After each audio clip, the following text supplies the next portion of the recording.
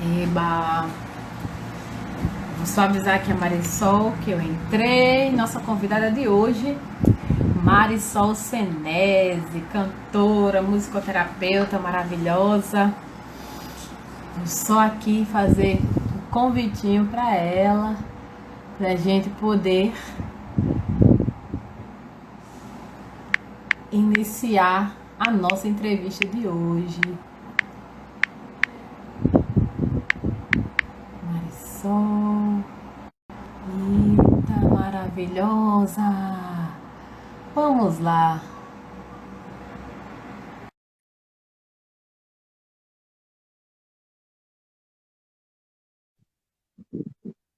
Aguardando. Olha, que linda! Que bom te ver, Marisol. Oi, eu também, Ju. Como é que você tá? Tô bem, lindona. Que bom. Tentando, né, me adaptar cada vez mais a esse momento. Tem tempos Uhum. que é mais fácil, tem tempos que é mais difícil, né? Parece que a gente vai variando a nossa capacidade de suportar, né, esse momento. Lidar, né? É, e vai ser bom porque a gente vai conversar hoje sobre algumas coisas que relacionam música e emoções, né? Isso. Para o pessoal que está sempre acompanhando as lives do NEOL, nós estamos aqui com a Marisol Senese, né, que é formada em música. Além disso, tem algumas especializações e uma delas é a musicoterapia. E a Marisol vai falar com a gente algumas interações entre performance, arte, emoções, isso que ela tem trabalhado e estudado bastante, né?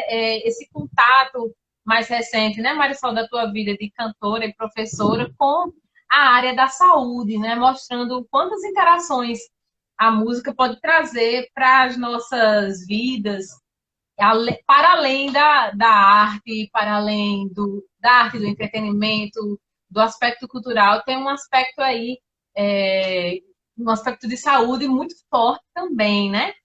Aí, antes da gente começar a entrevista desse assunto, né, do assunto da live de hoje, que é música e emoções, eu vou pedir para a Marisol que ela conte para a gente, de maneira resumida, um pouquinho da história dela, né, como artista, como musicista, e aí entrou para o mundo da docência e é professora já faz alguns anos, e agora também musicoterapeuta, estudiosa dessas questões que relacionam música, a psique humana, né, a saúde mental. Fala aí, minha linda. Ô, Ju, em primeiro lugar, boa noite para todo mundo. É um prazer imenso estar aqui partilhando um pouquinho do que eu sei. E a minha trajetória, agradeço o convite, inclusive, e a minha trajetória perpassa, né, num contexto da minha formação musical, né, a partir da minha mãe, que é cantora também. Ai, que legal.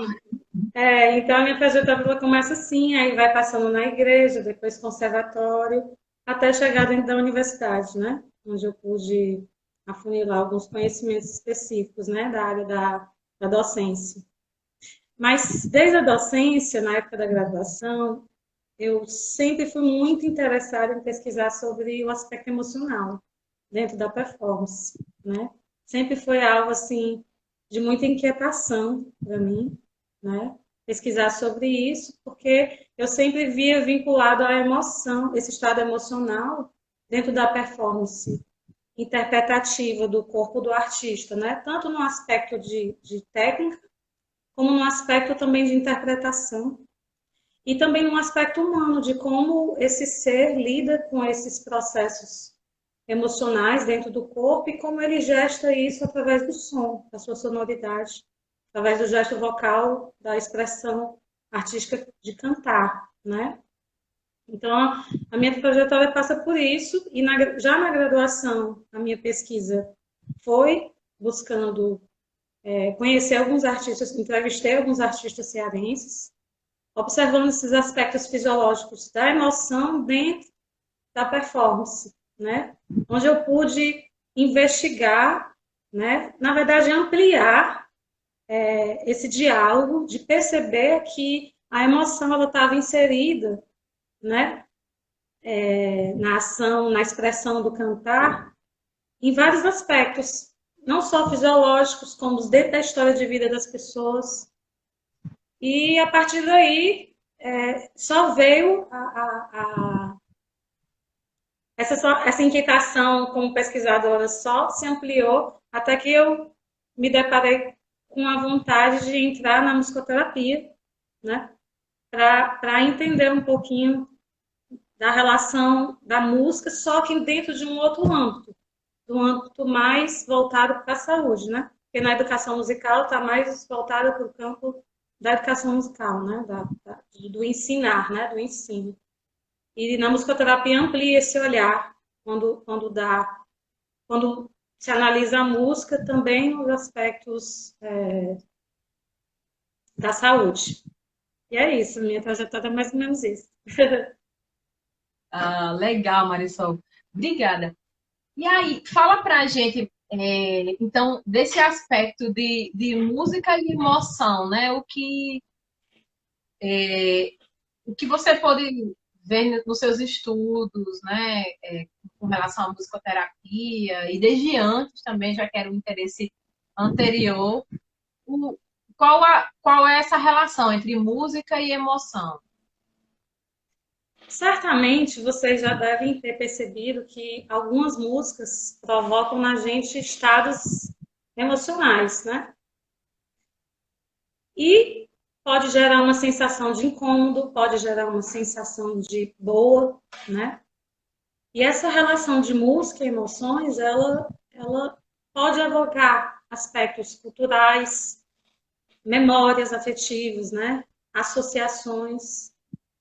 Por exemplo, eu posso lembrar de uma música a partir de um episódio marcante da minha vida, né? Ou eu associar aquela música a partir da ideia de que a minha mãe cantava isso na infância, né?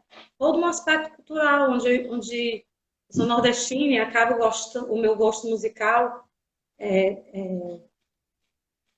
existe uma grande possibilidade de eu gostar mais de música do Nordeste, né? Porque eu ouvi muito isso na infância, porque a minha mãe e o meu pai ouvia música erudita, e, e a partir disso a gente vai se gestando nesse processo, né? De decodificar essas informações, essas coisas que a gente vai ouvindo, vai escutando. Né? Inclusive, eu gostaria de fazer um convite. Eu queria perguntar para vocês que estão aí, né? Que tipo de música traz uma sensação boa para vocês? E que tipo de música traz uma sensação negativa? Para a gente discutir um pouquinho sobre essas questões. Se tiver alguém aí gostando, querendo falar, ou então você já pode também iniciar esse processo de reflexão, né? Que eu estou querendo trazer. Sim, sim. Beleza. Aí vamos esperar pela a participação do público. Caso ninguém fale, eu coloque outras perguntas, né? Uhum. A Eu, gente. Eu posso colocar as minhas também, mas seria legal que o público participasse. isso. Aí até lá, né, Marisol? Eu Você posso, poderia. continuando destrinchando um pouquinho sobre isso, essas diversas sensações, seja positiva, seja negativa, que a música causa na gente, né? Ela acontece no sistema límbico, que é um conjunto de estruturas que geram, regulam e controlam as nossas emoções, né? Então a música ela não só gera emoções, como ela modula as nossas emoções, né? Ela traz uma sensação e ela pode também alterar o nosso estado emocional, né? Quando eu escuto uma música, eu posso ficar com raiva, eu posso ficar em paz, eu posso. Aí a Mariela falando de Deus traz uma sensação positiva para ela e rock já deixa ela estressada, né? Então, quando a gente vai investigar isso na musicoterapia, a gente analisa, né, essas questões sobre os efeitos da música no cérebro, né, na psique humana.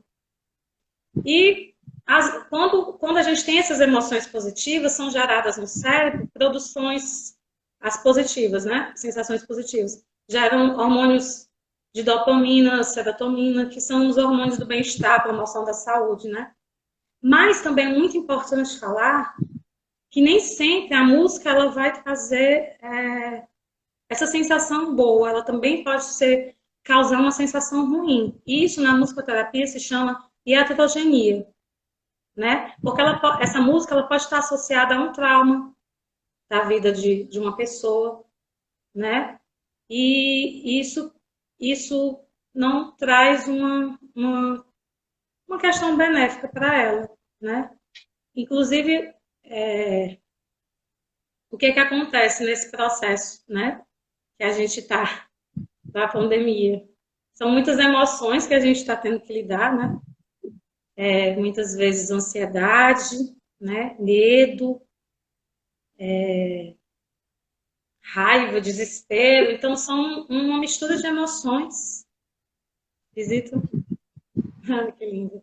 Então, são muitas emoções que depois a gente pode, né, fazer um resgate desses comentários e falar, porque o povo vai ficar comentando, né? Aí depois a gente pode fazer um resgate desses comentários e inclusive, puxar mais assunto, né? Sobre essa parte aí de música e emoções. Que as pessoas responderam aquela perguntinha lá. E porque o que acontece? Às vezes, a gente, como ser humano, a gente nega alguns estados afetivos. Quando a gente está sentindo uma emoção positiva, a gente quer ao máximo viver aquela emoção, né? E quando a gente sente uma emoção de desânimo, de dor, de tristeza, geralmente é um estado afetivo que a gente não se identifica e a gente não quer, como é que eu posso falar? A gente não quer ficar nele, né? Só que é muito importante, já que a gente está falando de emoções, que esses estados afetivos negativos que a gente está enfrentando, por exemplo, na pandemia, né? É necessário que a gente sinta esses processos. Por quê? O medo, por exemplo, a ansiedade, quando a gente não vive e a gente nega dentro da nossa história de vida, certamente ele vai se reverter, essa energia, emoção, vai se materializar no corpo e vai se transformar provavelmente em um transtorno, né, psicológico, um trauma. Então, por exemplo, quando a gente nega, a gente está aqui nesse período, né, de ansiedade, aperreio, palpitação, aceleração, né? E aí a gente vai negando, não, tudo bem, eu vou correr, eu vou trabalhar, né? E aí nesse processo da pandemia que a gente está se vendo num momento onde a gente tem que lidar com essas emoções, é um momento de reclusão, né? É um momento de enfrentamento para a gente lidar com tantas emoções. E quando a gente nega algumas emoções, porque toda emoção ela tem um sentido. Ela vem num ato mecânico, né? E ela precisa ser sentida numa percepção. Por que eu estou ansiosa? O que está gerando isso em mim? E a partir disso, a gente consegue lidar através da respiração, né?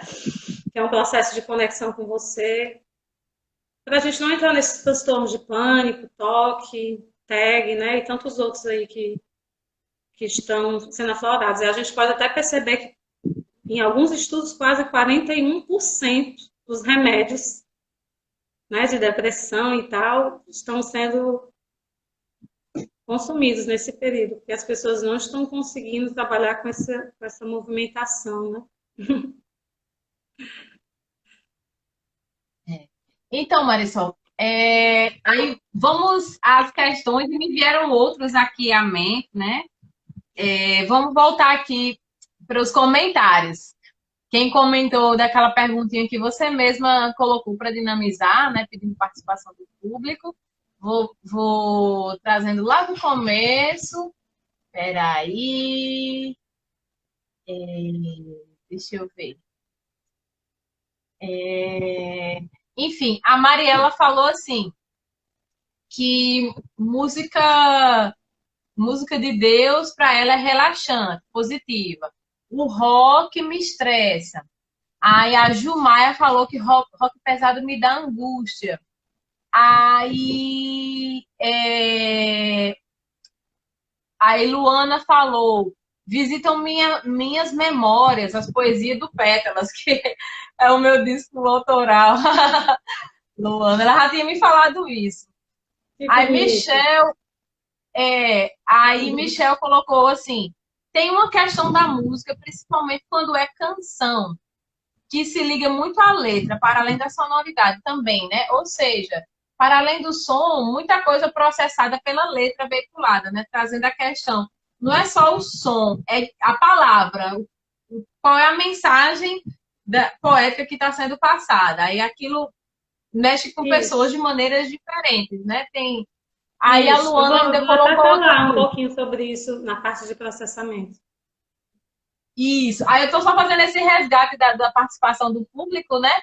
Uhum. E quando você estava falando, me vieram umas coisinhas, eu fui anotando também para que eu não esqueça. Aí a Luana colocou de novo uma colocação. Eu amo as músicas tidas como tristes, músicas poéticas, melancólicas, reflexivas. Muitas pessoas têm essa característica, assim, de gostar das músicas que falam de histórias tristes, amores que não se concretizaram.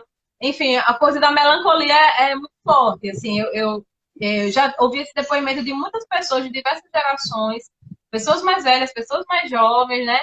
Aí a Luana tá dizendo que ela é uma dessas. Eu amo. Aí Luana Florentino diz: eu amo elas e elas me fazem felizes. Já uma do Safadão, mesmo pra cima, quebra minhas estruturas psicológicas. Aí ela dizendo: aqueles rock do Satanás pesadão me dão agonia. Credo. Aí, Yuri, positivo, 2 pontos. Música, para ele, causa sensação positiva.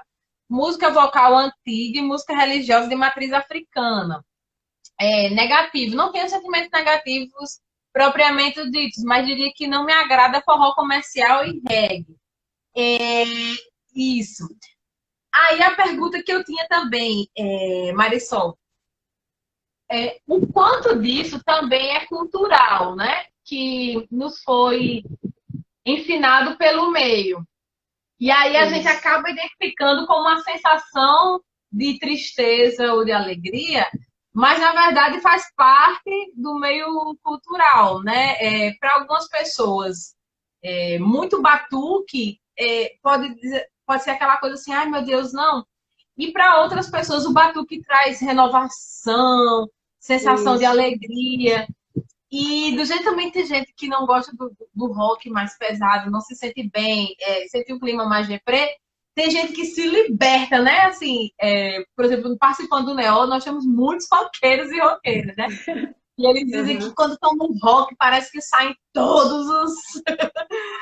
as coisas ruins. Calor. E eles reportam, né? Que é a mesma sensação tanto no canto lírico quanto no rock, por ter aquela emissão muito forte, né, em termos de voz, parece assim que tá soltando todos os cachorros que alívio.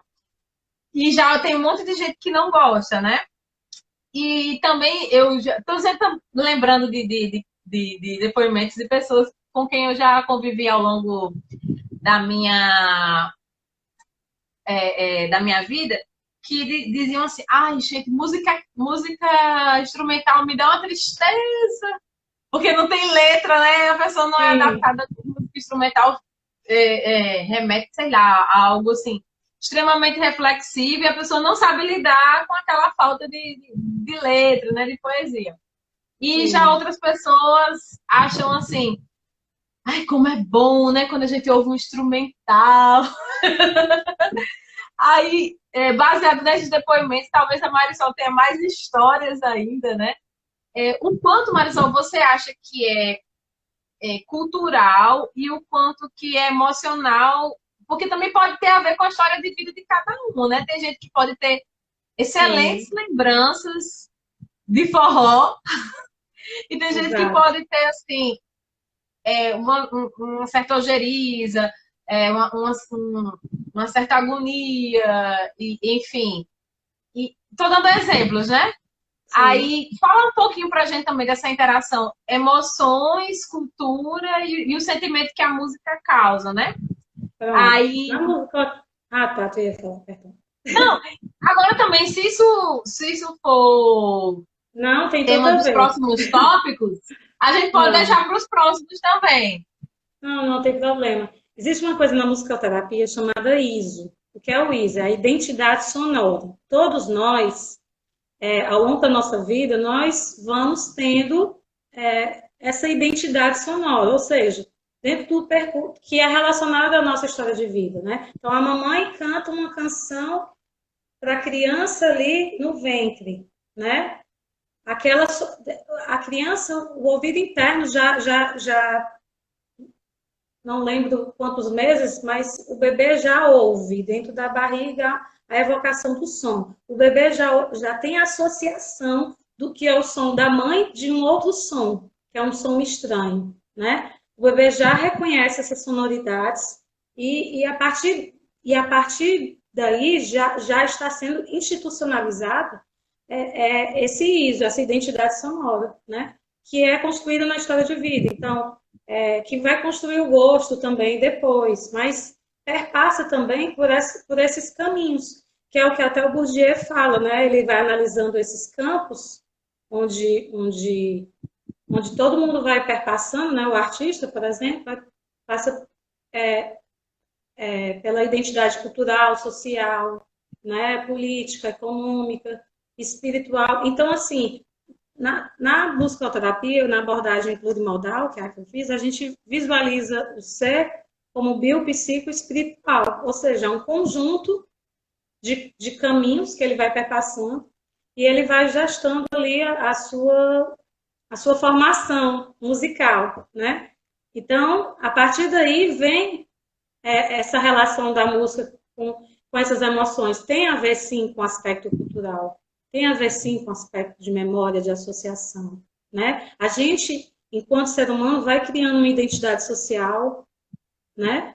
E vai criando também uma identidade da psique. Só que é justamente isso. Qual é a identidade que a gente geralmente está mais acostumado?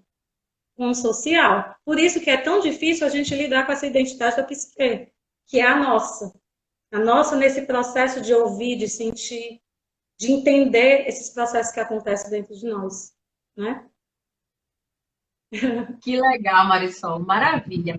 Aí, Marisol, fala um pouquinho dessa coisa que você tinha colocado para a gente quando a gente pensou no roteiro, chamado de topografia das emoções, né? Diversidade das emoções. Fala aí que também para mim é um termo novo, né? E acho que para a maioria das pessoas aqui, né? A não sei as pessoas que já têm algum estudo nessa área mais da mente humana, enfim. Fala aí um pouquinho pra gente, Vitor. Pronto, o início desse estudo ele começou na graduação, né? Onde eu estava trabalhando a respiração como via de acesso às emoções, aos sentimentos, né? Então eu fui percebendo aspectos fisiológicos, todo esse conjunto que a gente já conversou antes, eu fui percebendo todas essas emoções inseridas na performance. E eu investiguei a respiração como via de acesso, porque a respiração é o canal. Então, existem nervos específicos, né, que regulam o nosso ritmo respiratório quando a gente está ansioso demais, né? Por isso o trabalho da meditação e tantas outras linhas que trabalham com respiração para essa autorregulação do ser humano, né?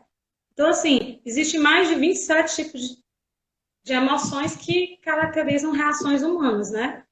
Tem felicidade, tristeza, medo, desejo sexual, alegria, inveja, confusão, ansiedade, dor, paz, pânico, né? É muita coisa que a gente consegue sentir. Só que muitas vezes a gente só fica no processo de um mecanicista da emoção.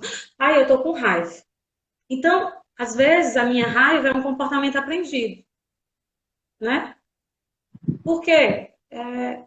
Ou, por exemplo, o medo, né? Ou o pânico. Tem tipos de emoções que são aprendidas. Porque, por exemplo, a gente escuta muito da mãe, engole esse choro. Não é para chorar agora, não. Então, a criança já vai aprender naquele comportamento que ela tem o quê? Reprimir suas emoções.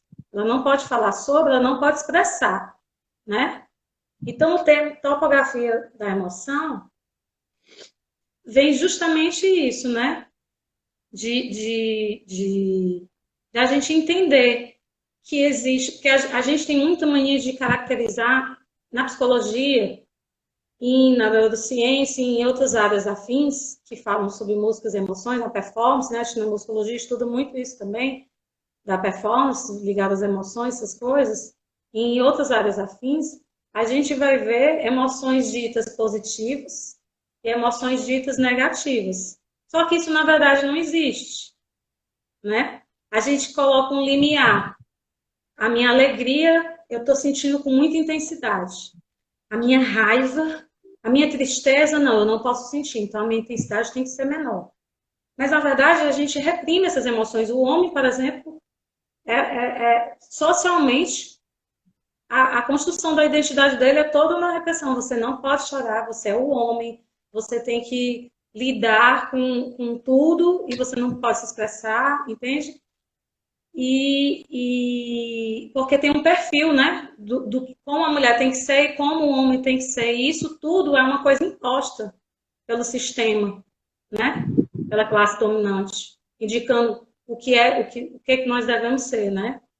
Então, existe uma tendência de a gente negar, como eu falei, essas emoções negativas, né? E assim, a compreensão, você ter a compreensão do que é topografia emocional, te dá ferramenta, conhecimento, para você poder superar alguns processos emocionais, né? Por exemplo, se eu disser que a raiva é uma emoção negativa, ela não é. Porque eu posso estar num momento de depressão, na minha cama, e eu usar a raiva como uma energia que vai alterar o meu estado fisiológico para o outro. A emoção ela dura segundos. Existem estudos da neurociência falando sobre isso. Então, assim, quando você consegue entender, no teatro se faz muito isso, né? Não, Juliana? No teatro se faz muito isso, é porque tem uma amiga minha, Juliana, que ela é do teatro, eu vi que ela está aqui. No teatro a gente faz muito isso, né? Essa coisa da memória afetiva, eu trago a memória da raiva e eu coloco, né? Então, a compreensão dessa topografia é entender os estados afetivos. As emoções ditas positivas, alegria, felicidade, né? Ai, o amor, são energias que causam o quê? Trazem uma expansão dentro da gente, né? Uma expansão, uma vontade de sentir, né? A gente fica como a nossa respiração? Fica uma respiração tranquila, né? O nosso ritmo, ele fica um ritmo possivelmente mais ameno, né? Não fica... A paixão já gera, né? Essa mudança. Então, quando a gente compreende como é o estado emocional dos ditos positivos e dos ditos negativos, o negativo já é o contrário. Já traz uma região muscular de rigidez, né? Já traz uma respiração mais curtinha, mais ofegante, né? E você entra em estados emocionais de entrar em confusão. Eu tô sentindo muita coisa, né? E a gente começa a entrar em processos de crise, porque a gente não compreende o que é aquilo ali. Então, assim, a topografia emocional vamos dizer, são imagens que a gente tem das emoções e a partir do entender sobre isso, por exemplo, eu vou cantar, então eu estou muito ofegante, né? Então, qual é o estado? Minha respiração não está controlada, provavelmente na hora que eu for fazer a emissão vocal, a minha voz vai estar trêmula, né? Vai atrapalhar na performance, né? A minha mão vai estar tremendo, né? Então, se eu identifico essas topografias, elas vão me servir de ferramenta para que eu chegue dessa energia que eu não, onde eu não devo estar para aonde eu quero estar, né? Se eu quero controlar na minha performance artística. É porque às vezes a gente tem técnica e tudo, mas se a gente não tiver esse lado emocional, ele atrapalha nesse processo de emissão, né? Então, eu vi alguns depoimentos de neurocientistas falando, né? Por exemplo, eu assisti no YouTube uma vez, o rapaz falando que tem emoções que são materializadas. Por exemplo, gente que se separou, né? E ficam anos vivendo aquela emoção ali da dor, né? E aquela emoção se materializa em doença, né? E a pessoa, depois, quando está no processo de doença, que ela vai entrar no processo de reconhecimento dessa topografia, de como eu posso enfrentar aquilo de uma outra forma. Não sei se eu estou conseguindo ser claro, mas é mais ou menos isso. As topografias, elas servem como imagens visuais para indicar possibilidades de sair desse estado para outro. Então, tem várias propostas no teatro de respiração, trazendo memórias afetivas com respiração, para a gente conseguir trabalhar isso. Agora, o histórico de vida, eu não vejo a performance dissociada do histórico de vida. A gente vai falar talvez mais tarde, mas eu acho que está tudo englobado, esse emocional, né? Nessas trajetórias de campos que o artista vai se formando, né? Aí, só fazendo também um apanhado dos comentários, a Luana acabou de colocar aqui. Mestres da cultura popular geralmente não têm um conhecimento científico sobre música, mas vão Isso, pelo ouvido de dizer fulano canta com verdade ou com medo. Esse fraco, ou então, esse é do bom, esse é forte. Mostrando que o emocional, né, ele pode ser sentido também pelo outro, né? E porque é um conceito um pouco flutuante, mas muita gente usa essa expressão para dizer assim, fulano cantando tem verdade. Beltrano não, Beltrano é artificial.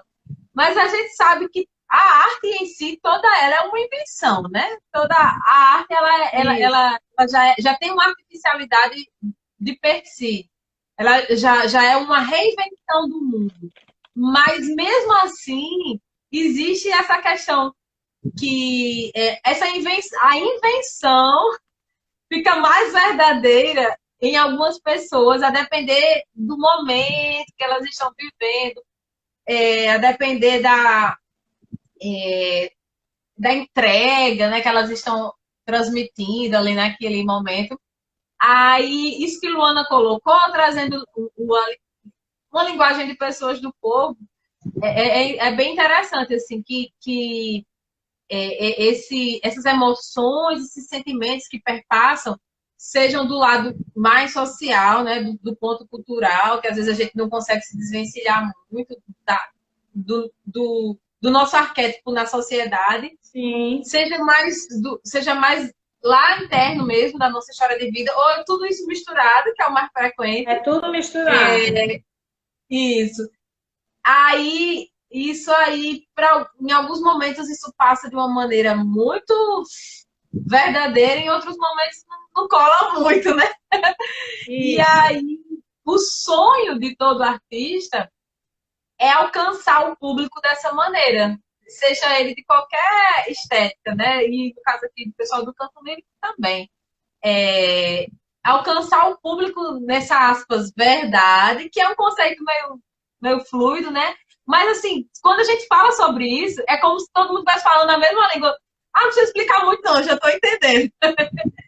Que é interessante esse ponto que a Lu colocou. Aí ela ainda complementa, né, dizendo assim: acho que isso diz sobre essa respiração e o que ela passa. É corpo, né? É energia, sobretudo. É interessante.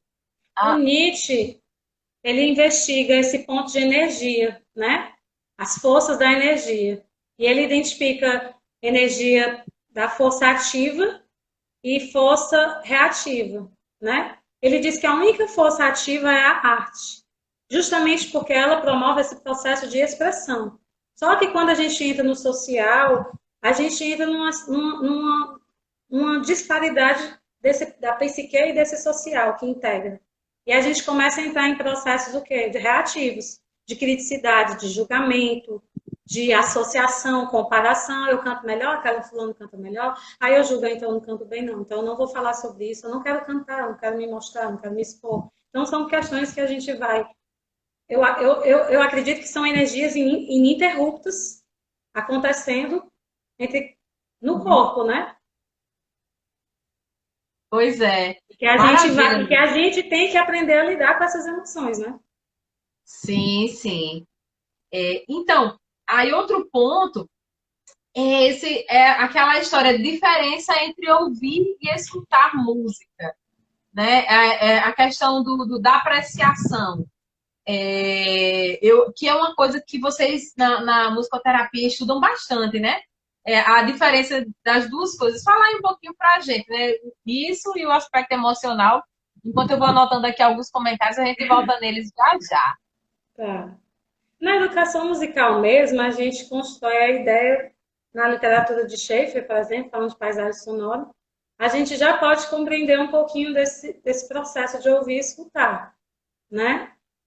Mas, assim, trazendo para um aspecto mais, assim,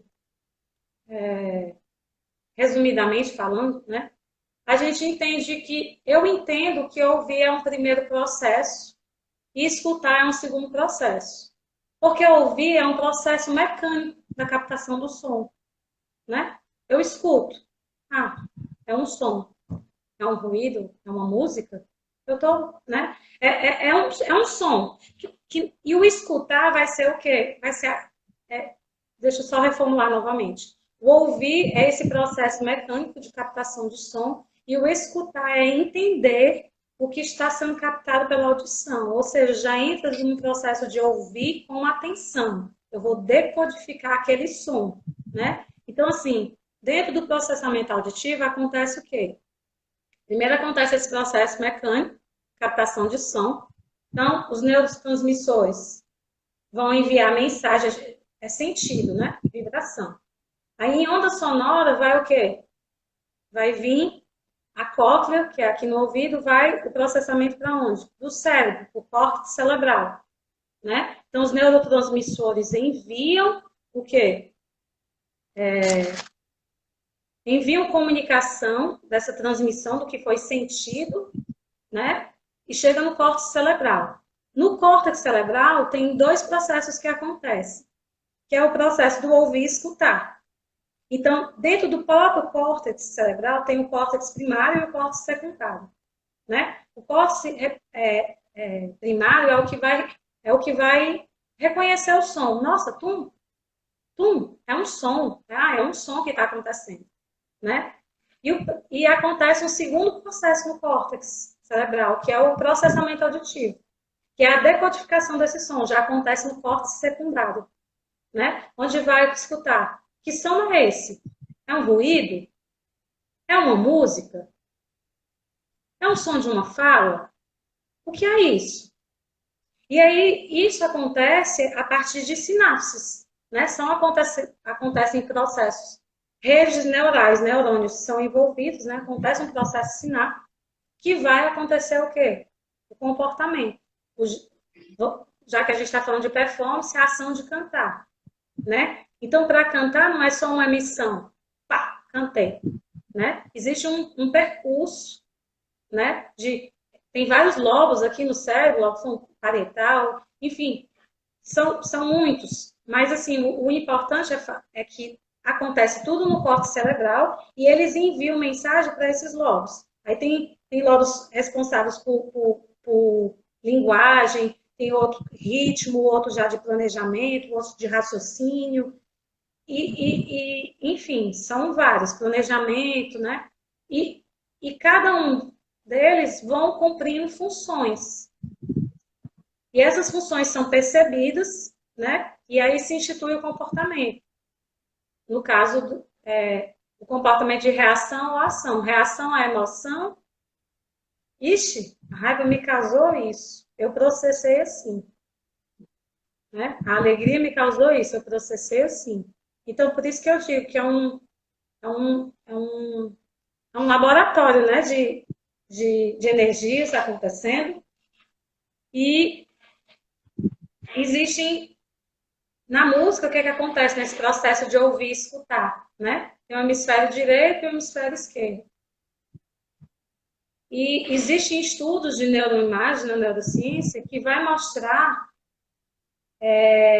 o ligamento desses dois hemisférios em quem faz música, né? Ou seja, são ativadas muitas regiões ao mesmo tempo em cérebro de músico ou de pessoa que tem experiência com música, né? E tudo isso está dentro desse processo, desse processamento auditivo cerebral, né? Tem uma partezinha do cérebro chamada corpo caloso. Ela liga os dois hemisférios. Então, a música é uma das... Eu acho que... Não sei se eu estou falando besteira, mas a música é a única que consegue ativar essas várias regiões ao mesmo tempo, os dois hemisférios. E aí, pensando nisso, por isso que a música ela traz uma coisa chamada neuroplasticidade, né? Que é a capacidade do cérebro se adaptar e trazer modificações. Quem tem lesão, por exemplo, pode conseguir reverter isso através da musicoterapia, né? Através desses elementos do som, né? E eu tenho um videozinho, não sei, eu posso mostrar um vídeo rapidamente? Pode. Assista agora Oh, uma animação disponível no YouTube de como o cérebro reage a uma escuta musical. Essa animação é baseada numa ressonância magnética funcional.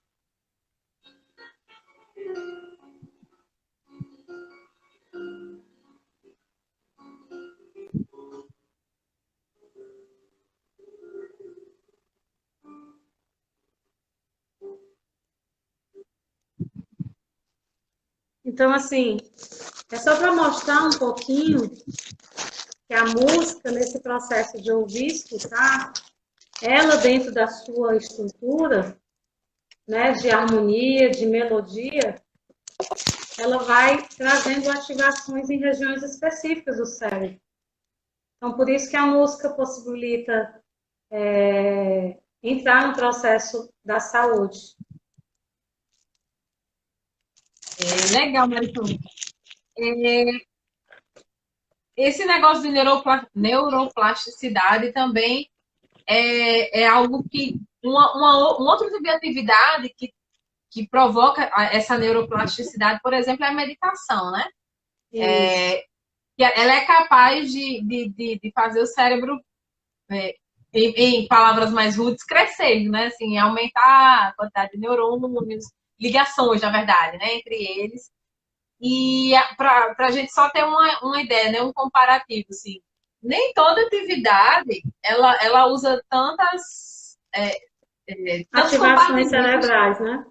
Isso. Que, e, que podem resultar, por exemplo, assim, numa neuroplasticidade. Às vezes, algumas atividades usam mais, assim, repetição, embora a música também use, né? Sim. E é interessante notar como a música mexe com tantas coisas ao mesmo tempo, ela é capaz de fazer, de criar, literalmente, novas instâncias, né? Novas estruturas físicas de conexão, né? Aí, olha, tem uma questão minha o que você acha, assim, Marisol, que tem provocado no momento presente, talvez uma maior... Eu não sei se é do momento presente, ou talvez sempre foi assim, a gente não dava muita importância a esses dois fatos. Muita gente escuta, mas não ouve, né? Escuta no sentido de que a música passa pela pessoa e não gera emoção nenhuma, não gera reflexão nenhuma. Enquanto que para outras pessoas, aquela mesma música, ela causa algo, né? Então, isso tem mais a ver com a música, com a pessoa, com o tempo, com a falta a falta de educação musical ou a educação musical que a pessoa recebeu. Queria que você falasse desse processo assim dos nossos dias, né? Que o meu compadre, o padrinho do meu filho, ele às vezes ele pode estar trabalhando no lugar mais barulhento, ele é designer do mundo, assim, pode estar tocando a música assim, de algum estilo que ele normalmente não gosta, ele nem tá aí. Aí a esposa dele normalmente pergunta: gatinho, tu não tá se incomodando com essa música, não? Vamos colocar outra música? Aí ele fala, normalmente ele fala assim: que música? Tá tocando alguma música? Ele consegue ter um ouvido seletivo assim, de chegar nem perceber, né? Porque como não é importante para ele, é como se ele fechasse aquela porta, né? E Sim. aí, isso eu noto que é muito frequente, assim. A gente tem muitos estímulos sonoros hoje em dia, né? É muito difícil ir em algum lugar onde não esteja tocando música. E às vezes a gente carrega a nossa própria música, né? E bota no fone de ouvido. E mesmo assim, passa tudo muito rápido. E hoje em dia também tem esse costume de não terminar a música, né? De ouvir um pedacinho, passa para outra. Ouve um pedacinho, passa para outra, né? E isso também eu noto que tem acontecido em relação a esse movimento recente de lives. A pessoa fica um pouquinho aqui na nossa live, aí não aguenta mais, vai para outra. Uhum. E é muito interessante. Assim, tem alguma questão que esses seus estudos mais recentes trazem sobre isso? Tu tá falando justamente sobre o ditado popular que a gente fala: entra pelo ouvido e sai pelo outro, né? Isso. A gente usa, isso define justamente o quê? O ato de ouvir. Ou seja, eu captar o som, mas não ter uma ação sobre ele. Ou seja, eu não dei significado para esse som. Eu ouvi a fala, mas eu não entendi, eu não processei. Entende? Então, perpassa por isso que a gente tinha falado. Porque se eu só ouço o som, é um primeiro processo que acontece. Né? Depois tem a escuta, que é a decodificação desse som. Quando eu entendo que esse som ele tem um sentido. Isso acontece muito com o bebê, né? Antes de cantar, antes de falar, a gente primeiro canta. Os balbucios, que é aqueles sons, né? Aleatórios que a criança vai expressando, é a arte dela que ela está expressando, é a musicalidade dela que ela está querendo colocar na relação dela com o mundo, ela já está conseguindo ver o mundo, então ela já está conseguindo projetar algumas sonoridades, né? A gente entende isso como um processo já de musicalidade, de expressão. As pessoas que...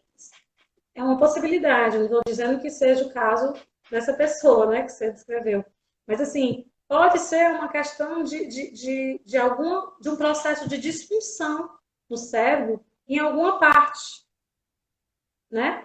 Alguma parte, pode ser uma lesão, pode não ser, pode ser um problema de por que eu não estou escutando, o que está me impedindo essa escuta, né? Pode ser um processo de lesão, pode ser um processo emocional. E pode ser até uma forma de defesa, né? Assim, como eu preciso... O emocional está na defesa, né? Exatamente.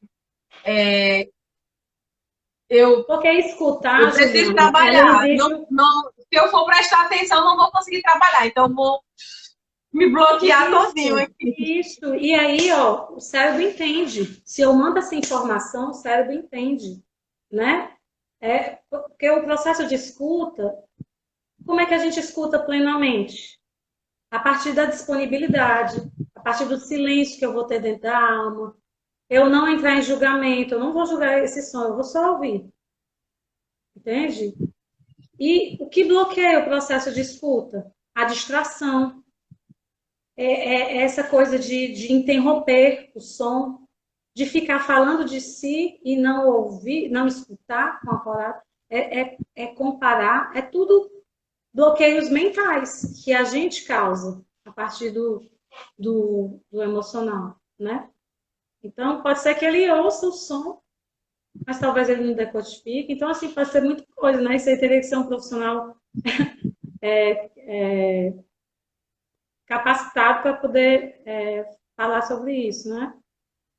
Para fazer os exames de neuroimagens, que vai decodificar com a certeza em que área do cérebro não está funcionando, porque se não for um problema assim, certamente vai ser um problema emocional, né? Que o emocional, ele bloqueia a gente também, né?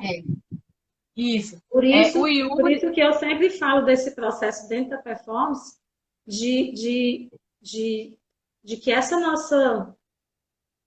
nosso ouvir não seja só mecânico, né? Eu ouvi esse som, mas mas essa percepção, né? Esse escutar. O que é escutar? É esse sentir racionalizado, é essa percepção que eu tenho sobre essa emoção, sobre esse sentido dessa melodia, né? Sobre essa harmonia.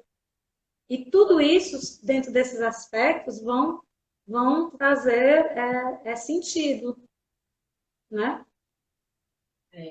ó, Marisol, é, teve sim, o Yuri colocou um complemento também. Então, além de cerebral, emocional, pode ser comportamental, né? Ele colocou aqui. E aí teve uma outra questão lá em cima, em que Marina Moraes colocou: o que vocês acham do pensamento de que a arte usada como terapia perde seu valor como arte? Não Você entendi a já pergunta.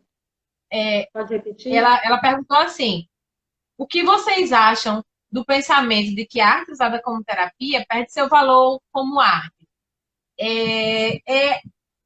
Ela é uma pergunta mais relacionada assim ao campo Musicoterapia. das artes, no sentido de que há pessoas que estabelecem meio que hierarquias, né? No trabalho artístico, assim. Ah, quem trabalha com performance é aqui, quem trabalha com a educação é esse outro ponto. Aí quem usa arte como terapia, não é artístico, né? É mais para ajudar as pessoas para ficarem bem. Ela tá fazendo uma pergunta bem vida de músico, né? Isso. Que porque há pessoas que categorizam, né? Isso aqui é mais arte do que isso aqui é menos arte, isso aqui não é arte. Na verdade, Como é que a musicoterapia vê isso aí? a musicoterapia, como eu já tinha dado o exemplo, o grito, o choro é uma expressão artística dentro da musicoterapia. É uma expressão, né? E essa expressão é o quê? Porque a música, ela tem suas demandas, né? A música também tem suas demandas. Não é só o paciente que tem as demandas dele. A música também tem suas demandas. A música, ela tem necessidade de relaxamento, de tensão, de pausa, né? A música, ela tem vida nos intervalos, né? Uma melodia, ela tem vida. Um aspecto de uma quinta, ela quer ir para a tônica, ela quer subir. Para onde ela está indo? Uma oitava. Esse sentido do espelho, do eu com o humano, né? Que são duas notas, só em alturas diferentes, é o eu, o humano, que a gente já analisa. Então, assim, isso aí o musicoterapeuta, ele traz o paciente, ele faz uma análise dessa narrativa terapêutica, né? Dessa expressão do paciente, e ele vai conversar através de intervenções, né, musicoterápicas, a parte de uma anamnese que ele faz, e aí ele consegue observar os pontos com objetivos específicos traçados para ele conseguir trabalhar as questões do paciente. Então, assim, eu como musicoterapeuta e também como educadora musical, também como artista, eu acho que está tudo muito interligado. Eu acho que a música, ela está... Eu super concordo com o Schaeffer, quando ele fala essa paisagem sonora, né? Os sons estão aí para serem escutados, né? E a gente precisa trazer essas escutas, né? De eu ouvir a Juliana artista performando, de ouvir a Juliana enquanto ser humano expressando o que ela pensa, ou muitas vezes na defesa de não expressar tudo o que ela pensa, mas de alguma forma corporalmente ela reflete um estado. Entendeu? Então, assim, o bonito dessa narrativa terapêutica é a gente trabalhar essa sensibilidade de perceber, que é tão difícil atualmente, né, Juliana? A gente tem muita dificuldade de perceber o outro, né? Uhum. A gente tem dificuldade de se perceber que dirá o outro, né? Isso. Eu não sei se eu Não, foi, respondi. foi ótimo teu esclarecimento. Olha só, o Yuri colocou, só explicitando, porque ele falou aquele lance do comportamental, né? Só Sim, acho explicitando. ótimo. Na hora que eu falei o comportamental, você complementou bem, professor. É possível ele selecionar o estímulo que não irá escutar, talvez por um histórico de eventos, desculpa, são N variáveis, né? O Yuri é Sim, então. psicólogo, é cantor, e também Sim, ele coloca assim uns ele tem uma comentários bem visão. legais. Porque é É, tudo, antes de ser revestido em comportamento, né? Antes de ser expressado em comportamento, que é o comportamento, a ação de cantar, a ação de falar, a ação de expressar, a ação de correr, tudo é comportamento, né? A ação de comer. E tudo isso precisa do quê? De um planejamento, de um raciocínio. Então, essas redes acontecem juntos, né? Então, quando está tendo esse processo de ouvir, escutar, dentro do que acontece aqui, ele é anterior a esse comportamento, né?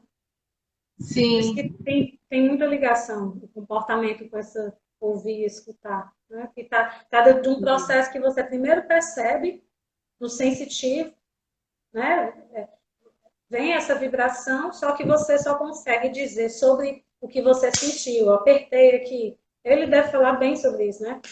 Ah, alguém está me pegando aqui. E aí, essa intensidade sobre o que é pegar, primeiro ela é codificada, para depois meu cérebro entender, ai, tá doendo, né?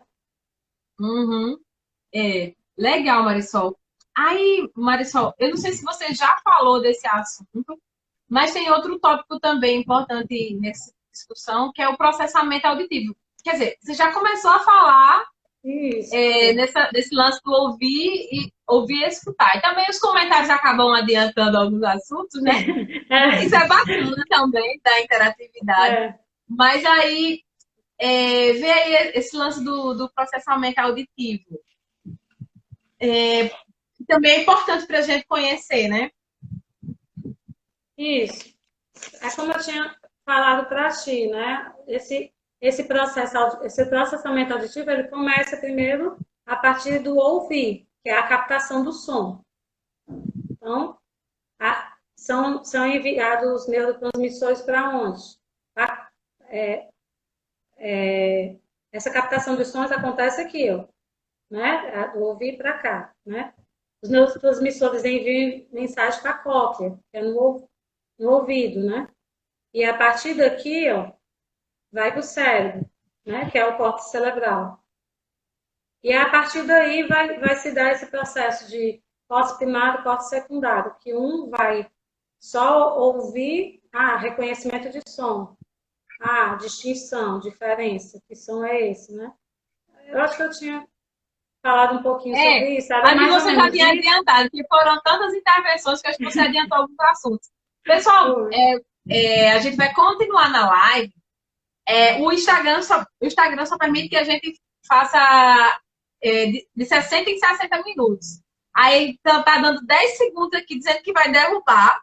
Aí eu volto para a gente continuar esse assunto maravilhoso com a Marisol. Aê, pessoal! Ó, a parte um acabou, né, da nossa live com o Marisol Senese. E retomamos agora. Eu vou chamar a Marisol mais uma vez.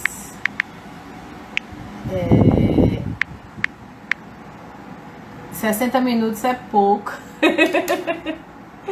Sempre a gente acaba fazendo parte um e parte 2. Cadê vocês? Deixa eu falar com a Marisol aqui no Zap.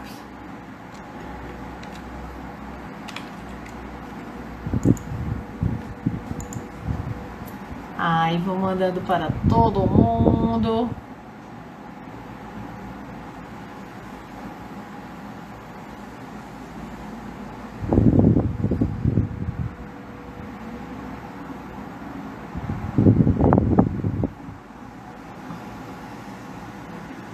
Entrou Marisol, maravilha. Bora.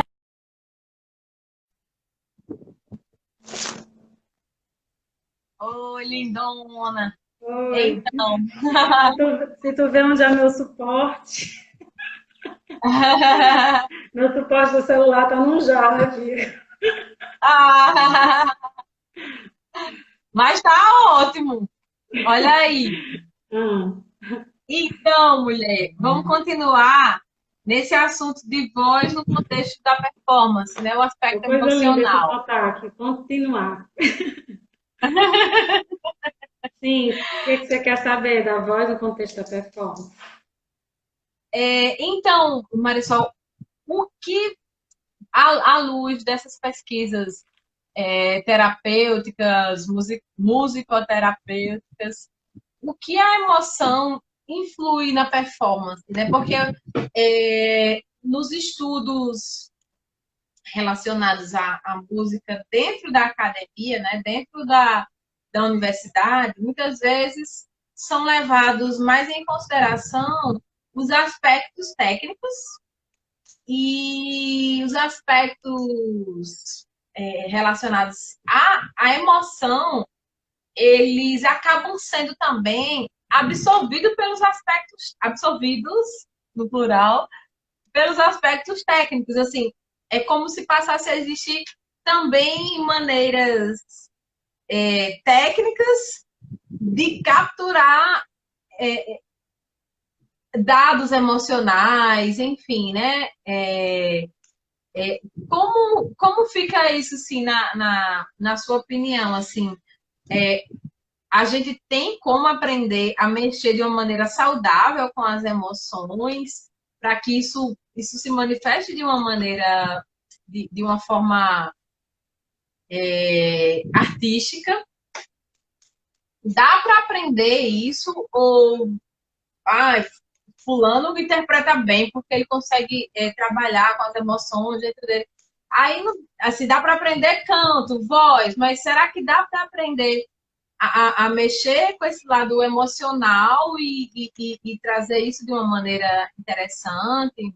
Enfim, Sim. fala aí um pouquinho para a gente como é isso à luz da musicoterapia.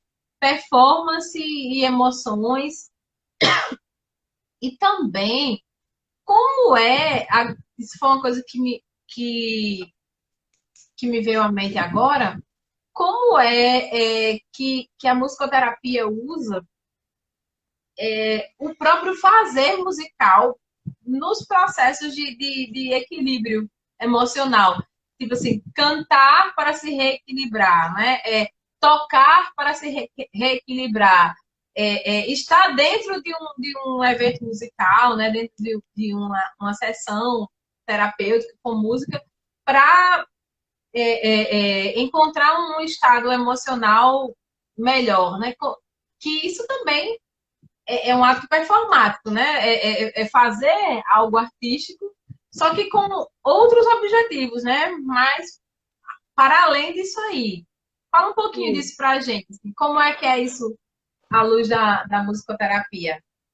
Na verdade, eu vou falar um pouquinho do processo de que eu iniciei essas inquietações da voz, emoção, no contexto da performance, que foi na graduação. Vou falar um pouquinho sobre a experiência que eu tive de entrevistar os artistas cearenses, né? Onde cada um me descreveu uma topografia emocional a partir de uma emoção, né? E a gente vai observar pessoas que passam mal antes de cantar, né? Que tem muita dor de barriga, eu me lembro de ter entrevistado um dos artistas e ele falou assim, nossa, antes de eu cantar eu ficava direto indo no banheiro, né? O emocional estava alterando o estado fisiológico dele, né? Outras pessoas falam de um medo, no contexto do enfrentamento, né? Muito grande a ponto de que atrapalha a performance, ou seja, a parte artística tem toda uma estética, conhecimento, mas o emocional acabou sendo, vamos dizer, superior ao conhecimento, né? E assim, eu me lembro de ter ouvido muitas histórias de pessoas que esquecem a letra da música, né?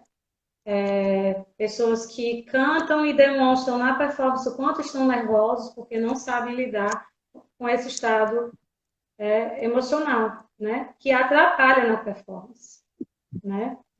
E pessoas que já começam a cantar e já vai para o final da música de tanta ansiedade que está de terminar aquela ação, né? De performar. Então, quando a gente fala de performance, é muito interessante fazer algumas reflexões com que o artista ele precisa se expor, né? Ele precisa colocar, ele precisa ter uma integração entre essa construção dita social, né? E essa construção da psique. E aí ele se revela ali. Alguns trazem aquela emoção descontrolada de uma forma até positiva para a sua interpretação, porque quando a gente vê a Elis Regina, por exemplo, cantando, chorando aos prantos, e a voz dela, plena, linda, né, acontecendo, trazendo uma verdade da qual ela estava proposta ali de comunicar. Só que esse processo de comunicação, muitas vezes, ele é interrompido quando a gente tem alguns processos emocionais que a gente tem dificuldade de perceber, né? Então, assim, existem vários estudos. Tem estudos de pessoa que diz que quando você tem essa estética de técnica apurada, não vai comprometer nada, né?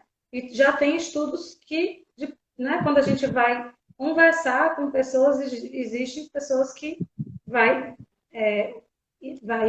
ter uma iminência aquela emoção está provocando tanta intensidade que vai repercutir na performance. Então, quando eu fiz essa investigação, né, entrevistando esses artistas cearenses, eu observei muitas questões. E na época da graduação, a proposta foi só trazer essa respiração, porque a respiração, inclusive uma amiga minha fonoaudióloga me deu essa descrição hoje, eu achei super pertinente, que ela disse que a respiração tem nervos para várias partes do corpo, que traz autorregulação, né? Então, quando a gente aprende a respirar, que é o que a gente aprende no campo, né? Aprende a conscientizar esse processo que está acontecendo no corpo, a gente consegue controlar, administrar, não é controlar. A Simone de Souza me mata se eu ouvir falando essa palavra. Controlar, ela fala administrar, não, controlar é rigidez. Porque, na verdade, o estresse que a gente tem também, ele é positivo, se ele for administrado. Se ele for administrado, né? Ele vai ser positivo para ele dar aquela coisa, vou lá, vou chegar, vou cantar, vou trazer. E ele pode também ser negativo se ele for muito, num grau muito alto, né? Então, assim, quando a gente trata de performance, a gente trata de subjetividade. A gente trata de um humano, de como eu compreendo as emoções. Então, eu até trouxe algumas significações para o corpo, na época, a partir dessas entrevistas, que eu observei que tem um corpo fisiológico, tem um corpo alterado pelo estado emocional, tem um corpo de técnico e tem um corpo artístico que vai traduzir tudo isso dentro dentro da sua experiência que ele traz de mundo, da sua relação que ele tem consigo para a performance. Então, assim, eu vejo a performance muito pautada nessa construção que eu tenho, essa integração de áreas, entendeu? De como eu percebo. Quando eu pergunto assim, Juliana, o que você é? Geralmente, quando a gente faz essa pergunta para as pessoas falam, eu sou pesquisadora, sou professora, né? E quando a gente tenta responder essa pergunta, a gente vê que tem o quê? Tem um condicionamento social. Eu não perguntei uma função social que você exerce. Eu perguntei o que você é. Então, esse o que você é está dentro dessa visão que você construiu de mundo. Através do sentido. Através do seu ouvir, do seu escutar. Entende? Que se relaciona num processo ininterrupto, que é isso que é a mente, né? E a gente consegue falar. Se eu perguntar nesse momento da pandemia para todo mundo, o que você quer fazer depois da pandemia? Provavelmente várias pessoas vão falar, eu quero ir no shopping, eu quero ir na igreja, eu quero ir na missa, mas aí, na verdade, o que você quer fazer? Essa ação, esse comportamento, né? Tá colocando um condicionamento social. E a gente está condicionado pela mídia, pelo capitalismo. Olha quantos conteúdos, Juliana, nós estamos expostos nessa pandemia na rede social. Tanto para a parte política, que a mídia cumpre o seu papel, que é comunicar e pronto. Comunica, seja coisa positiva ou negativa, ela está ali comunicando. E, Juliana, o performance artista, ele vai ter que ter essa análise de si para o que eu vou consumir. Porque isso vai influenciar no que eu sou. E o que eu sou vai reverberar no meu pensar. E o meu pensar vai reverberar nas minhas emoções. E as minhas emoções, esse processo de entender o que é isso, se é emoção positiva, se é negativa, vai me ajudar nesse processo de escutar. Então, quando eu falo assim, eu tenho raiva quando eu vejo isso, por que eu sinto raiva? Esse sentir raiva, ele provoca porque ele me causa esse estado afetivo, mas por que essa raiva ela não pode ser transformada dentro de uma performance? Você, por exemplo, canta ópera, pode falar isso lindamente, né? Que vocês muitas vezes são colocados dentro da trajetória artística de vocês de traduzir musicalmente, né, o que o compositor X pensou, e aí você vai e interpreta.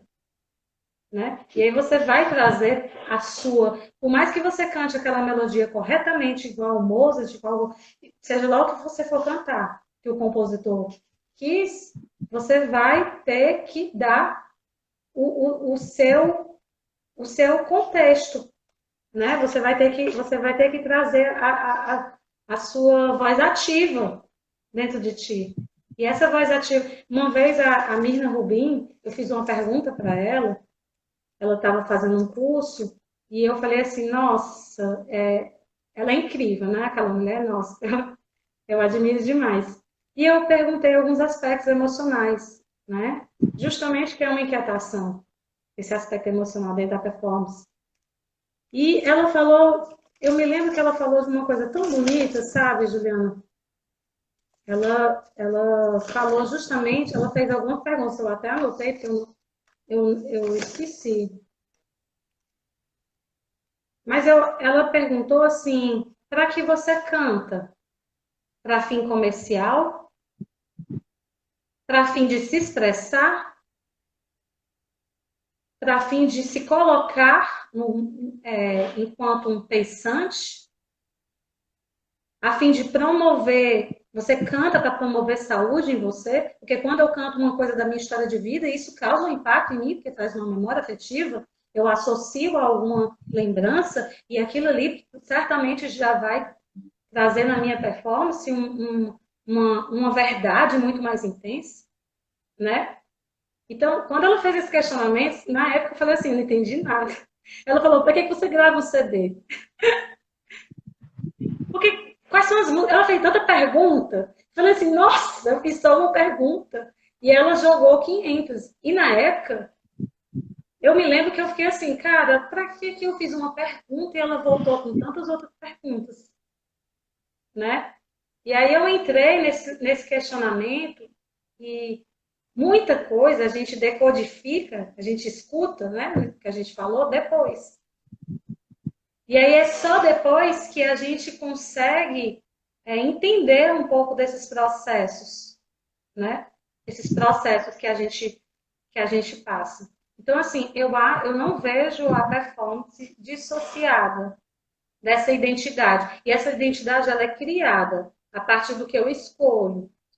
Entende? Eu escolho continuar na dor, ou eu entendo que a dor é um processo para que eu entenda alguma coisa da minha história de vida.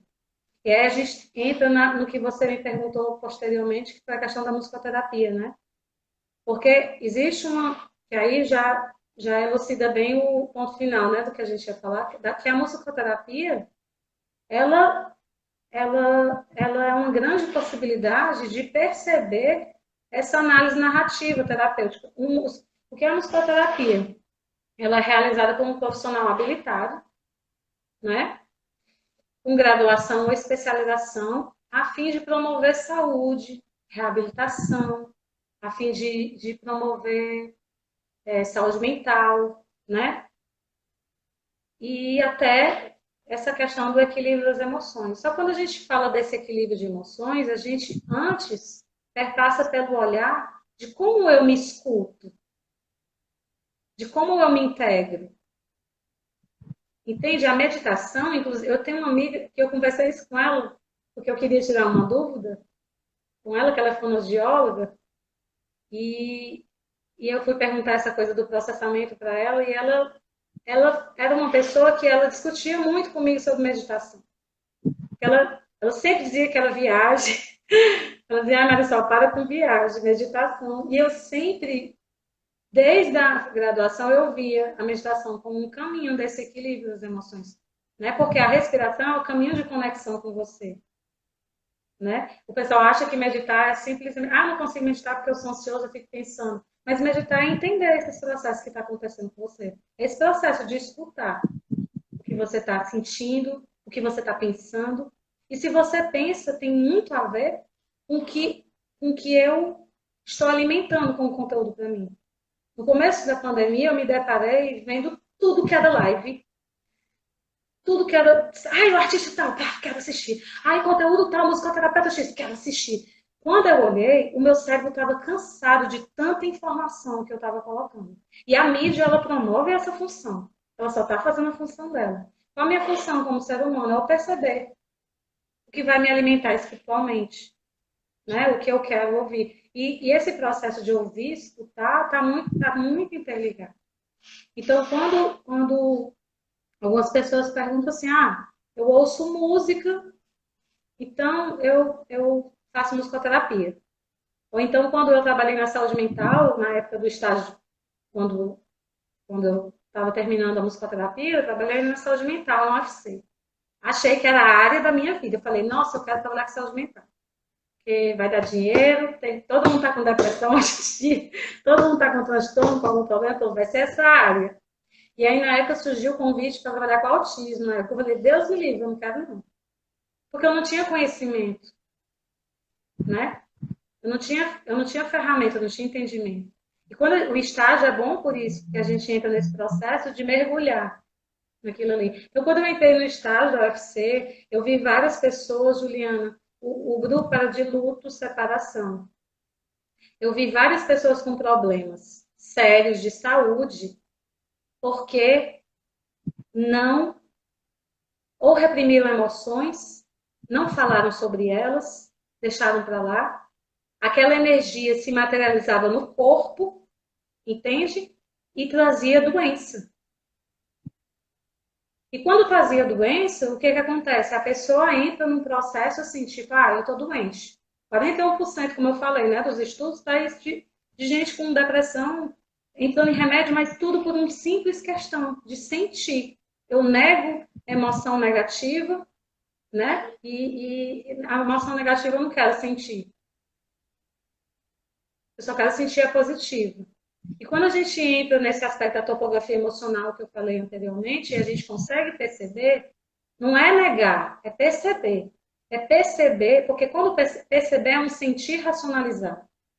Quando você percebe que esse processo acontece, né, você entra em diálogo. Para isso a psicoterapia, para isso a musicoterapia, para expressar essa fala. E muitas vezes a gente não fala coisas que a gente sente. Porque culturalmente a gente não pode falar sobre isso. Eu fui reprimido. Essa pandemia foi ótima para mim, porque ela trouxe libertações importantes para mim, para que eu entendesse. Entendeu? Por exemplo, eu discuti dentro desses processos de enfrentamento que essa pandemia ela traz essa reclusão de eu me perceber, né? E aí, a partir dessa percepção, desse sentir racionalizado, que não é um sentir mecânico, mas um sentir racionalizado de eu entender, e aí eu observo, porque essa noção me causa, por que eu estou com raiva? Por que eu estou tão triste? Por que essa emoção está vindo? E eu começo a entrar num diálogo com ela. E aí, isso que a musicoterapia traz. A Lia Rejane, né, que é uma musicoterapeuta do Rio de Janeiro, de São Paulo, que institucionalizou a musicoterapia no Brasil, né? Ela fala que a música ela abre canais de comunicação. Porque às vezes eu não preciso expressar através da fala, do cantar, mas o meu corpo ele já me traz indícios, ele já me traz uma topografia de como eu estou. E aí eu me coloco. E a partir daí, dessa análise que o musicoterapeuta começa a fazer essa análise narrativa terapêutica, que ele começa a perceber. Porque a música, ela causa uma previsibilidade no cérebro. Quando eu canto, atirei o pau no gato, mais o gato. Ela pede complemento, essa harmonia pede complemento. O meu cérebro quer falar o tô. Isso é muito inerente ao ser humano. A música ela já existe nos primórdios, com dança, com todo tipo de expressão tem música. E essa musicalidade ela existe dentro da gente. Essa musicalidade ela está na respiração, ela está no ritmo cardíaco da gente, ela está na pulsação, ela está na aceleração do pensamento. Então, tudo isso é musicalidade, né? O interessante é perceber isso, essa possibilidade que o musicoterapeuta tem de analisar, fazer essa leitura, né? E tentar cantar junto com o paciente. Por exemplo, eu trabalho com público autista e idosos, né? Públicos bem distintos, né? O autista tem um comportamento, vamos dizer, diferenciado de uma criança típica, né? E aí as pessoas perguntam, como é que você trabalha com uma criança que é tão desorganizada? A partir da musicalidade que eu percebo naquela criança. Aquela criança que ela não tem uma linguagem verbal, mas ela se expressa através de uma sensação, de um som que ela gosta ou que ela não gosta, e ela consegue fazer isso dentro do CELT musicoterápico, né? Aí você modela aquele som, coloca, reforça, faz o reforço positivo sobre muito bem. Aí aquela criança vai aprendendo em vários processos a instituir a linguagem dentro dela. E ela começa a entrar no processo de comunicação a partir da música.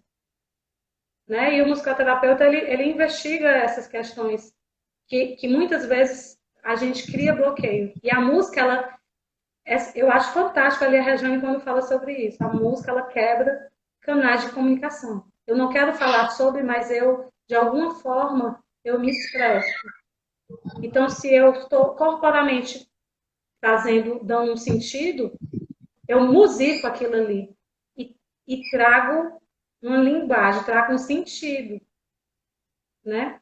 Que vem daquilo que eu tinha falado para te dar, que existe vida nos intervalos, né? Só que na performance eu entendo que eu quero fazer um glissando, tarará, né? Eu entendo num aspecto técnico o que eu quero fazer, né? E um paciente comprometido por alguma doença, ele geralmente não quer falar sobre a musicoterapia, ela quebra essas barreiras, porque de alguma forma ele vai falar, ele vai entoar uma música que de repente aquilo ali traz para uma harmonia que indica uma canção, e essa canção tem a ver com a história de vida dele.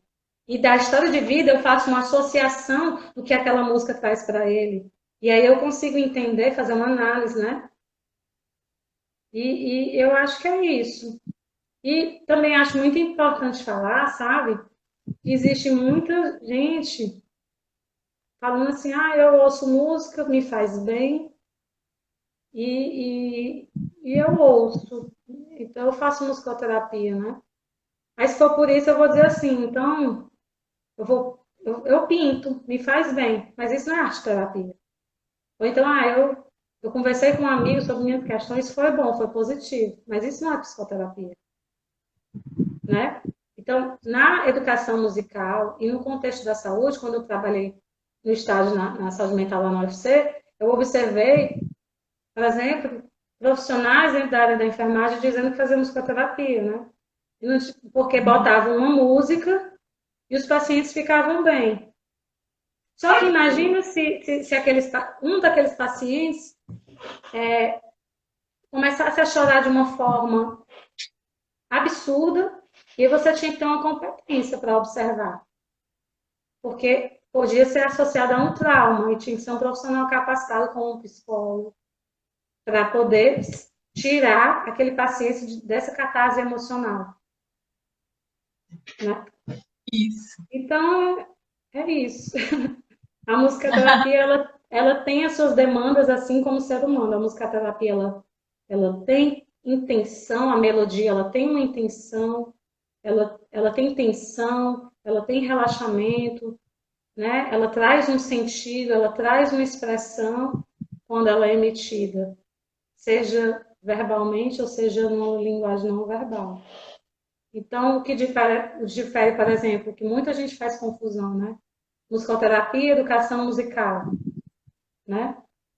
A musicoterapia é uma profissão, um profissional habilitado para trabalhar na área da saúde, na promoção da saúde. E o educador musical, ele tem um fim, que é ensinar música, né? Então, o musicoterapeuta, ele pode ensinar música, mas ele também, não necessariamente. Entende? Porque o objetivo principal dele vai ser o quê? Vai ser as demandas que ele tem. Então, a partir da anamnese que ele faz uma anamnese com o paciente investigando o histórico de vida, investigando questões de histórico de família, se teve gente com a saúde mental comprometida, né? Enfim, todas as demandas, né, que são analisadas, e também através de uma escala, que é uma escala de musicoterapia, onde eu vou observar quais são os primeiros objetivos que eu vou trabalhar com o paciente. Então, acho que eu falei demais, mas é mais ou menos isso. Eu acho que eu Eu acho que eu não sei se eu fui clara. Não, foi ótimo, Marisol.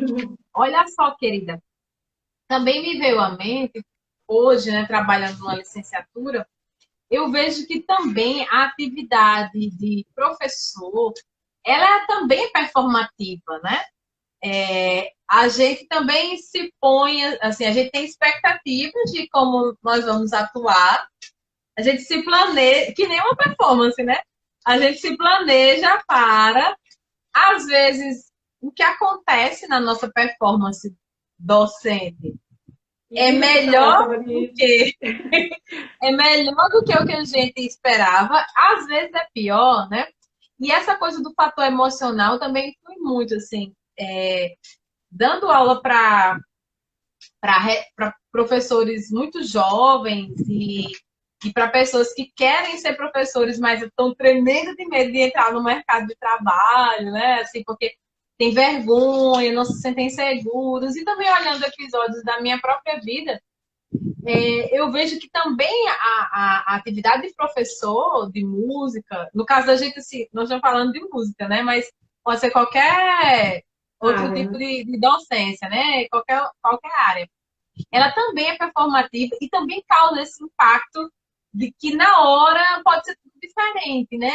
E alguns assuntos, alguns aspectos podem mexer com lembranças daquele professor e ele pode se manifestar mais seguro ou menos seguro em determinados pontos, não porque ele não sabe aquilo, mas porque talvez dá um clique em alguma lembrança do passado, de quando ele foi aluno, que aquilo mexe com ele e aquilo não fica tão legal. E ele. Eu vejo isso no povo, né? E também tem vários episódios da minha história como professora. E aí aquilo só vai se organizar, né? Entrar no equilíbrio quando a pessoa, justamente como você falou, faz essa investigação para o seu interior, né? Ai, gente, por que eu sei tanto de tal coisa e na hora dá o famoso branco, né? Isso não acontece só com o professor, né? Acontece com concurseiros, acontece com né? Palestrante, meu Deus, demais. Acontece pessoas quando vão se submeter a seleções, a provas de emprego. E aí, enquanto você não mergulha, esse é um processo não é fácil, né? E você não mergulha na sua emoção de bloqueio, né? Por que aquilo acontece? E você também não torna fluido, né? Você não entra naquele estado de flow, de que você vai lembrando e a coisa vai ficando boa e as pessoas vão interferindo e as perguntas, em vez de te intimidar, deixam a aula melhor. Até você chegar nesse ponto, são tantos bloqueios defensivos, né, a serem vencidos.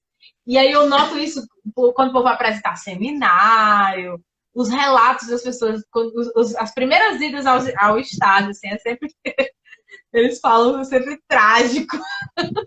Mas às vezes eles também inferiorizam o que eles fazem, né? Às vezes assim, é legal, mas eles achavam que ia ser mas bem, isso bem melhor. está muito ligado a essa coisa que eu falei da identidade social e da identidade da psique. Porque a gente, geralmente, o que é que eu sou? A Juliana, eu sou cantora, pesquisadora, educadora musical. Ok, eu não perguntei qual a função que você executa, eu perguntei o que você é. Então, está dentro do aspecto de como eu sou construída. O que eu sou? Eu sou isso? Eu sou uma função social? Eu sou mais do que isso. E aí, nesse aspecto dessa identidade da psique, a gente não entra, porque a gente não quer acessar esses estados emocionais. Quando a aula está fluindo, está tudo ótimo. Por quê? Porque você está com uma energia ativa dentro de você, uma energia de expansão, né? E quando você está nesses conflitos, você está dentro de uma energia reativa, que é quando você entra no processo de se julgar, de associar que fulano é melhor que você. Já percebeu que foi muito legal você falar isso da questão da discussão. Além da performance, a performance como na docência, né? Porque se você observar em todos os aspectos, você está dentro de uma exposição. E não é sempre que a gente quer expor o que a gente sente, o que a gente pensa. Você ali, chegou para dar aula, ligou com seu marido, teve um pau danado, você quer ir volta. Aí eu vou dar aula. Você não quer expor que você está mal. Então você vai começar, oi gente, tudo bem? Né? Dentro desse processo, porque você vai comunicar algo e essa comunicação ela tem que ser estabelecida, né? Só que às vezes, quando a gente consegue conhecer esses processos que a gente vai tendo com a gente mesmo, a gente começa a dialogar. Poxa, essa emoção aqui está me causando conflito, como você falou. Por quê? Porque eu estou inseguro para estagiar? Porque eu não sei? E aí, o que é que faz a gente mudar? Uma das ferramentas é o conhecimento. Quando eu tenho acesso ao conhecimento de entender essas questões, quando eu tenho acesso ao conhecimento como ferramenta de mudança, eu consigo promover em mim muitas libertações, né? E de falar sobre, né? Mas Isso. tudo está dentro desse processo de percepção. Está tudo muito linkado, né? E é uma luta, né? É uma luta que eu acho que, na verdade, é de todo mundo, porque tanta gente aí com pânico, depressão, e não quer enfrentar, né? Aí o que que acontece? Aquelas emoções, Juliano, quando elas são... Por exemplo, eu sinto uma vez a tristeza, a dor. Não, tudo bem, eu vou trabalhar. Eu sinto de novo a tristeza e a dor. Não, eu vou fazer... eu vou pegar o cachorro e vou andar ali no pátio, eu vou esparecer. Aí eu vou para a festa, eu senti dor, aí eu vou... Se a gente ficar nesse processo de negação, sempre fugindo e não entendendo por que aquela emoção vem, a gente não promove uma mudança dentro da gente, né? E esse aspecto de dialogar com a emoção, eu acredito que é um aspecto amplo, que a gente não tem que fazer só enquanto dentro da performance, mas dentro da performance em todos os campos de atuação da gente, em todos os papéis que a gente desempenha, né? Seja político, seja social, seja espiritual, seja dentro da performance cultural, né? E perceber, eu estou sendo dominado pelo sistema na minha expressão, né? Eu estou falando isso porque eu aprendi isso, aí me disseram, eu vou reproduzir o padrão dos pais, né? E aí eu vou reproduzir isso a vida toda. Eu aprendi assim na escola, então eu vou falar. Eu acho que essa musicalidade, eu diria, que é essa percepção dessas identidades, né? Que a gente vai construindo, que a gente vai formando, né? Dentro do nosso processo de formação, né? É o que gesta um artista, uma pessoa na docência, uma pessoa que coloca, né? Que se coloca. E para se colocar, para se expor, é necessário essa... Eu acho interessante entender essa musicalidade. A musicalidade sua com o mundo, a musicalidade do mundo com você e esse reverberar, essa ressonância, né? Marisol, tem mais alguma coisa que você gostaria de complementar, que você acha que é importante falar? Não, Pra... eu acho que foi bem. Acho que a gente falou muito. Ai, que legal. Foi muito, mas foi bacana, viu? É ruim quando é muito e é chato, né? Parece um pouco inútil, mas apesar de ter sido longo, foi bem instrutivo, né? Foi tudo muito necessário. Queria só agradecer a sua participação, falando desse assunto que está vindo muito à tona, né? Tirar essas dúvidas sobre musicoterapia, porque justamente tem gente que acha que colocar uma música para um paciente ou para um aluno tá fazendo musicoterapia, né? Tem A gente. música ela é terapêutica, mas ela não, ela entra num processo de musicoterapia a partir do momento que tem intervenção profissional. Aí Isso. sim, mas tem essa confusão justamente por causa que a música ela é terapêutica, né? É. E aí as pessoas acham que qualquer emoção positiva causada por uma atividade musical, eu tô fazendo terapia no povo. E é bom ter o esclarecimento de um profissional da área, porque tira todas essas dúvidas, nos faz discutir também essa questão das emoções e música, que é muito importante, né? E a importância da música no campo mental, né? Como a música mexe com a gente de diversas maneiras, e isso a gente tem que investigar mais e mais e E perceber que compreender. essa música não é só positiva, ela também pode ser negativa. Na musicoterapia fala, a música ela também pode ser iatrogênica, que é o termo que usa, para dizer que a música ela pode causar uma cartaz emocional e você não sabia. Inclusive, acho legal, só para elucidar aqui, eu lembrei de uma experiência que eu tive na época da especialização em musicoterapia, que a gente estava tendo uma formação com uma profissional psicóloga e musicoterapeuta. Então, ela tinha todas as habilitações possíveis para fazer processos emocionais de intervenção que poderiam causar uma catarse. E ela saber como ela lidar com aquele processo. E ela fez aquela manipulação, Juliana, de uma intervenção musicoterápica, e eu fiquei assustada com o que aconteceu ali no CELT musicoterápico, né? Ela tava fazendo alguns processos de intervenção, e aí uma amiga minha começou a chorar de uma forma desesperada, assim, e eu fiquei muito assustada, porque eu fiquei assim, Paulo, e ela chorava de uma forma que depois ela começou a entrar no estado como se fosse um bebê. Ela entrou assim, ela se contorceu todinha, se jogou no chão, e todo mundo, porque eram todos alunos na época, todo mundo ficou olhando aquilo ali desesperado, porque todo mundo ainda estava no processo de formação. Quando a gente olhou, a gente ficou assim, nossa, o que é isso?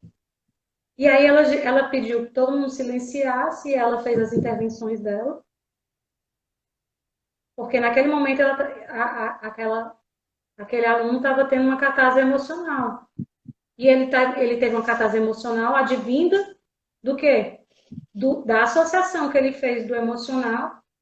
Ele lembrou de algo traumático, ela lembrou, na verdade, de algo traumático, e ela começou a virar uma criança, um bebê. E, então, existem vários estudos na psicologia que pautam que esse comportamento infantil que nós temos às vezes, né? Tá se comportando como criança, já ouviu isso? Porque muitas vezes a gente não organizou aquelas emoções, não processou os traumas, não processou as dores. E aí foi bom aquilo acontecer, porque a partir dali ela falou assim, tá vendo como música você tem que estudar? Eu não só posso chegar ali e tocar um violão. Porque se ela não tivesse competência profissional para fazer uma intervenção dentro daquele processo, poderia ter sido traumático, né? E aí eu estou falando só essa experiência porque na época eu fiquei assustada. Eu disse, nossa, então eu não vou fazer musicoterapia não, porque eu não tenho competência para investigar isso. Entendeu? E aí eu peguei e falei assim, não vou fazer não. E quando eu comecei a entrar no processo de estagiar na saúde mental, que eu via cada história que eu fiquei assim, nossa senhora, eu não tenho competência em saúde mental para estar ouvindo isso aqui, sabe? Eu ouvi histórias horríveis, Juliana, na época, e aí depois eu entendi a doença da pessoa. Uma paciente X, um sujeito tinha identificado, na infância teve uma doença lá, na época, e ela foi o quê? Enterrada viva, Juliana. E isso desenvolveu nela, depois, futuramente, um processo de esquizofrenia, né? Então, assim, quando você vai escolher a área de competência para atuar, é que você tem que começar a estudar essas questões, né?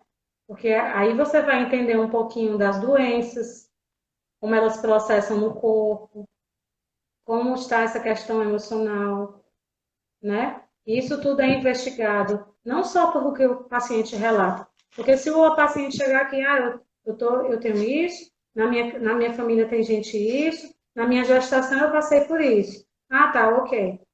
Aquilo ali ele está disponível na fala dele falando. Mas será que não tem um processo anterior de bloqueio? Não quero falar sobre alguma coisa X. E a gente descobre isso na música, né? A partir dessa musicalidade. Que legal, Marisol. Pois é um campo amplo, fascinante, também muito complexo, né? Sim. Mas essas duas lives foram boas para a gente iniciar, né, os que têm esse interesse, né, nesse saber na musicoterapia. E principalmente tendo o privilégio de receber isso de uma musicoterapeuta e cantora, né? Já que o nosso projeto é um projeto voltado para canto, né? Só tenho a agradecer, Eu Marisol. quero agradecer demais assim, o convite de lembrar. Eu queria também assim, falar que esse processo emocional foi gerado em mim quando você fez o convite. Eu fiquei, Ah, meu Deus do céu. Porque a gente tem o medo do julgamento, né? O medo de se expor, o medo de se colocar, né? E entra num processo também emocional. Então, assim, quando a gente se percebe nesse processo e se coloca também, né? Deixa de desbloquear essas energias que ficam retidas, a gente consegue colocar. Então, eu queria colocar isso, que eu, enquanto também musicoterapeuta, educadora, cantora, eu também passo por esses processos emocionais e também passo por essas investigações para conseguir me expressar, né? sim, sim. Para Todos nós, né? todos nós juntos e misturados, né? É. Pois é, lindona, muito obrigada. Então, pessoal, quem tiver Gratidão. interesse nessa área da musicoterapia, procura aí a Marisol. Ela, tanto para ser atendido, quanto para talvez estudar com ela, uma coisa assim, né? E também é professora de canto, e só tenho a agradecer pelas suas Eu que intervenções agradeço. aqui. Muito obrigada, minha linda. E é isso. Esse foi Gratidão. né, o live desta semana. Beijo. Pois um beijo. Tchauzinho, Marisol. Tchau. Tchau, querida. É isso, pessoal. Muito obrigada pela audiência. E aí, né, o live dessa semana, encerrando agora. Beijão!